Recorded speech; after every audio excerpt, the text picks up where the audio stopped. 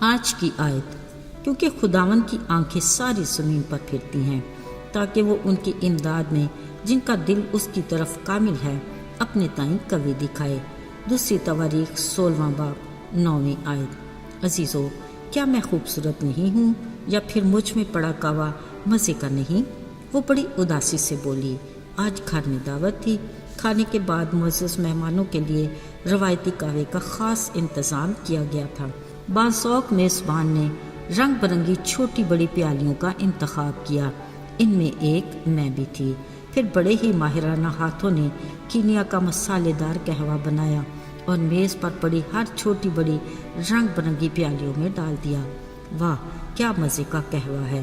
رنگ اور خوشبو ایک دم باکمال۔ یہ حسین احساس مجھے تب ہوا جب مجھ میں دوسری پیالیوں کے ساتھ گرم گرم قہوہ انڈیلا گیا۔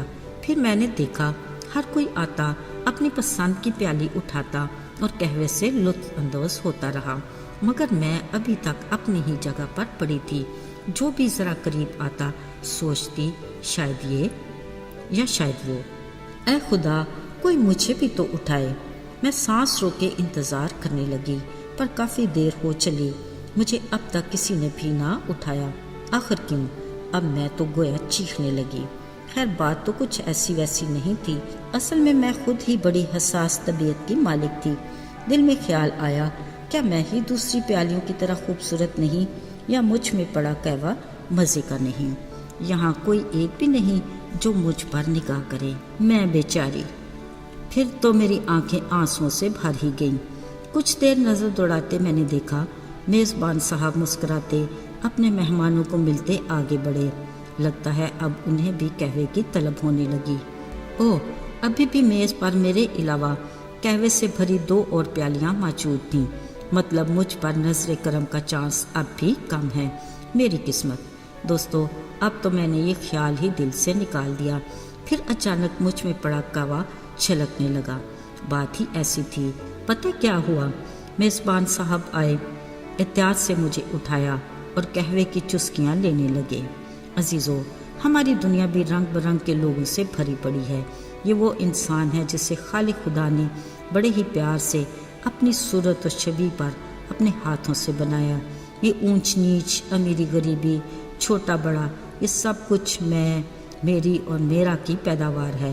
پر یاد رہے، اس سارے انتشار اور بگاڑ کی بنیادی وجہ گناہ ہے۔ گناہ ہی کے باعث انسانی تخلیق برباد ہوئی اور زندگی میں دکھ اور موت شامل ہوئے۔ صرف یہی نہیں بلکہ نسل انسانی پر اور بھی طرح سے اس گناہ کا اثر پڑا کہ ہر چیز میں انتشار، ہر بات میں اختلاف، طاقتور کمزور پر غالب آنے لگا، بڑا چھوٹے پر رعب جمانے لگا اور دولت مند غریب پر حکمران ہو گیا۔ عزیزو، یوں ہر کوئی خود کو عزت اور طاقت کے حصار میں محفوظ سمجھتا ہے، لیکن حقیقت تو یہ ہے کہ خدا کی قدرت اور قوت ہر بنیاد کو ہلا دیتی ہے اور ہر بندھن کو توڑ سکتی ہے، کیونکہ اس کی محبت بھری نگاہ دل پر ہے اور اس کے عدل اور انصاف کا پلڑا ہر لحاظ سے ابلیسی قوتوں پر بھاری ہے۔ میرے عزیزو، یاد رہے، اس رحیم اور شفیق باپ خدا کی نگاہ اس امیر آدمی کے دروازے پر پڑے غریب بیمار پر ہے، جو پھوڑوں سے بھرا خستہ حال ہے کہ گلی کے کتے اس کے زخم چاٹتے ہیں۔ اس کا نام لازر ہے، مطلب خدا میرا مددگار۔ مگر اپنے انجام میں وہ تسلی بخش جگہ یعنی ابراہیم کی گود میں پڑا۔ میرے عزیزو، خدا کی نگاہ اس محصول لینے والے پر بھی لگی تھی اور اس کے کان اس کی دعا پر لگے ہیں، جو نظریں جھکائے چھاتی پیٹ پیٹ کر فقط اتنا ہی کہہ پایا کہ اے خدا مجھ پر رحم کر۔ خدا کے کلام میں لکھا ہے، وہ فریسی کی نسبت راست باز ٹھہرا۔ اس مہربان خدا کی نگاہ اس بیوہ پر بھی تھی، جو جھجکتے چھپتے چھپاتے سامنے آئی اور چپکے سے 2 دمڑیاں ہیکل کے خزانے میں ڈال گئی۔ یسوع نے کہا، سب سے زیادہ اس بیوہ نے ڈالا، کیونکہ اس نے وہ سب کچھ خدا کو دے دیا جو اس کے پاس تھا۔ یاد رہے، جو انسان کی نظر میں اعلیٰ اور ممتاز ہے، ممکن ہے کہ وہ خدا کی نگاہ میں ہیج ہو، اور جس کو کوئی حقیر جانے وہی خدا کو پسندیدہ ہو۔ عزیزو، فقط اس کی ذات ہمارے دل کو جانتی اور ہماری نیت کو پرکھتی ہے۔ ذرا سوچئے، بلند و بالا آسمانوں پر رہنے والا خدا کس قدر خاکسار کا خیال رکھتا ہے۔ یہی اس کا خاصہ ہے۔ کل جہان کے مالک نے اپنی جلالی شان چھوڑی اور ایک سرائے کی چرنی میں پیدا ہونا پسند کیا۔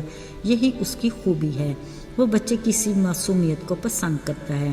وہ سادہ دل اور غریب مچھیروں کو شاگرد بناتا اور دنیا کی نظر میں محصول لینے والے گناہگاروں کا دوست ہے۔ وہی ہے جو دنیا کے نکموں اور حقیروں کو اپنے جلال کے لیے چن لیتا ہے۔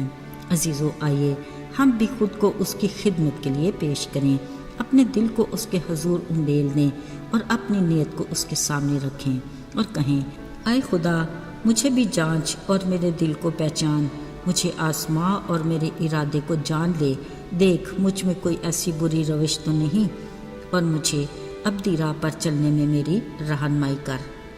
آئیے دعا کریں۔ اے ہمارے باپ، تو جو آسمان پر ہے، ہم تیرے شکر گزار ہیں اس تسلی کے لیے کہ تیری نگاہ ہماری نگہبان ہے۔ ہماری رہنمائی کر کہ ہم تیرے کلام کی روشنی میں درست راہ کا انتخاب کریں تاکہ ہماری منزل ابدی زندگی ہو۔ یسوع کے مبارک نام میں مانگتے ہیں، آمین۔